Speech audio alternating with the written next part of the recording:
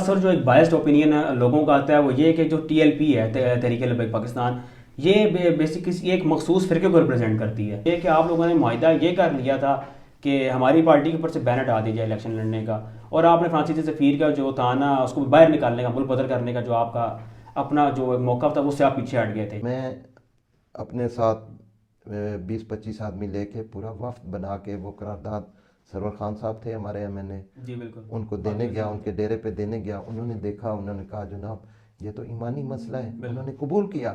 اچھا، لیکن افسوس سے کہنا پڑتا ہے کہ انہوں نے آگے اسمبلی میں نہیں پیش کیا. عوام میں جو تاثر پایا جاتا ہے تحریک لبیک کے حوالے سے، آپ اس کو بتانا ہے اس میں کتنی صداقت ہے یا نہیں ہے. ایک تاثر جو ایک بائسڈ اوپینین لوگوں کا آتا ہے وہ یہ کہ جو ٹی ایل پی ہے تحریک لبیک پاکستان، یہ بیسکلی ایک مخصوص فرقے کو ریپرزینٹ کرتی ہے. تو آپ کیا سمجھتے ہیں کہ اس میں کتنی حقیقت ہے اس بات کے اندر، یا ایسا کچھ نہیں ہے؟ نہیں، یہ دیکھیں ہمارے قبلہ امیر المجاہدین علامہ خادم حسین رضوی صاحب نے یہ دیواریں گرائی ہیں. ٹھیک ہے، ابھی پچھلے سال 11 ربیع الاول شریف کو یا دیوبند مکتبہ فکر کا ٹیکسلا اڈے پہ پروگرام ہوا، انہوں نے مجھے بطور گیسٹ بلایا، اور دیگر مساجد کے اندر بھی مجھے بلاتے ہیں، میں جاتا ہوں. تو یعنی یہ دیواریں کافی گرائی گئی ہیں، اور ان حضرات کی طرف سے جو پہلی سختی ہوتی تھی نا کہ جناب یا رسول اللہ کہنے والے مشرک ہیں، اب وہ بھی نہیں کہتے. بالکل بالکل بالکل ایسا ہی ہے. تو یہ آہستہ آہستہ جو ہے نا یہ گیپ ختم ہو رہا ہے. بالکل ایسا ہی ہے. بلکہ ہماری جب وہ پاکستان بچاؤ مارچ مہنگائی کے خلاف ہم نکلے تھے، پیٹرول کم ہوا تھا نا. جی بالکل ہوا تھا. وہ تحریک لبیک پاکستان کا کارنامہ تھا. اچھا، ٹھیک ہے. تو حیدرآباد کے اندر ہاں جی ہمارے دوستوں نے، یہ دیوبند مکتبہ فکر کے تھے، انہوں نے استقبال کیا. اچھا، تو انہوں نے لبیک یا رسول اللہ کے نعرے مارے.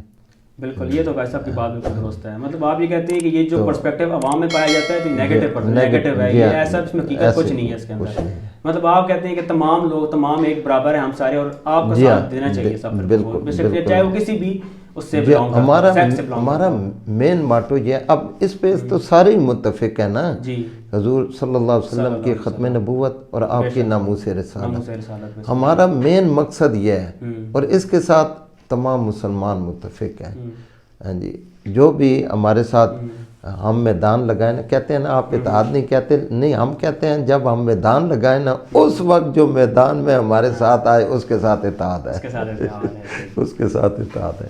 اچھا قاضی صاحب، ایک دو باتیں میں نے آپ سے پوچھنی تھی. یہ کہ جو ایسے پہلے ایک پاکستان سنی تحریک ہوتی تھی پی ایس ٹی، تو یہ اس میں حقیقت ہے کہ پی ایس ٹی جو ہے وہ ٹی ایل پی کے اندر ضم ہو گئی ہے، اور اب وہ ایک تحریک لبیک جو ہے وہ ملا کے ایک تحریک لبیک؟ نہیں، ان کا وجود موجود ہے، ان کا اپنا سیٹ اپ موجود ہے، اور وہ ہمارے ساتھ اتحاد انہوں نے کیا، البتہ ہے ان کی اپنی پہچان. ہاں، ان کی اپنی پہچان ہے. مطلب اس الیکشن میں وہ آپ کو حمایت آپ جی ہاں کر. صحیح.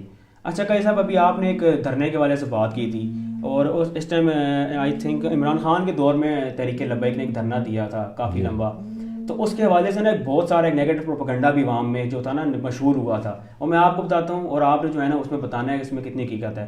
وہ ایسے ہوا تھا کہ جس ٹائم پہ آپ لوگ دھرنا دینے نکلے تھے اس ٹائم پہ آپ الیکشن لڑنے کی پابندی بھی لگی ہوئی تھی. تو اور اس ٹائم پہ جو کاز تھا دھرنے کا وہ تھا کہ فرانسیسی سفیر کو جو ہے ملک بدر کرنا.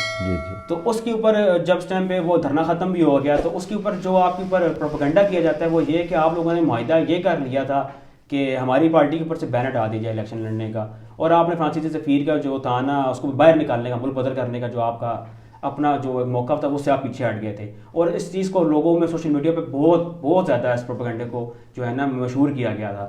آپ بتائیں اس میں کتنی حقیقت اور کتنی نہیں ہے؟ آپ نے وہ معاہدہ پڑھا ہے؟ نہیں، میں نے نہیں پڑھا. اس کے اندر یہ بات لکھی ہوئی ہے کہ ہم یہ قرارداد اسمبلی میں پیش کر کے فرانس کے سفیر کو نکالیں گے. جی.